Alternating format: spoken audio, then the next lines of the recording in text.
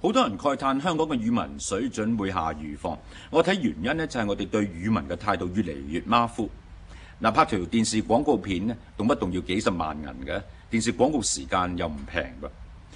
講旁白將啲字讀錯，甚至將產品嘅名稱讀錯，都算係怪事。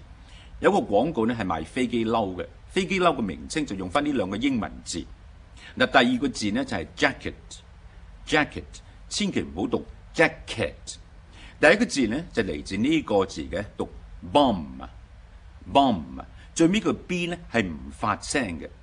嗱，呢個字呢讀 bomber， 中間個 b 呢亦都係唔發聲嘅，所指呢就係轟炸機或者負責投擲炸彈嗰個人。兩個字加埋呢就係 bomber jacket。負責旁白嗰位仁兄呢，居然讀咗 bomber jacket， 咁樣呢實在係貽笑大方。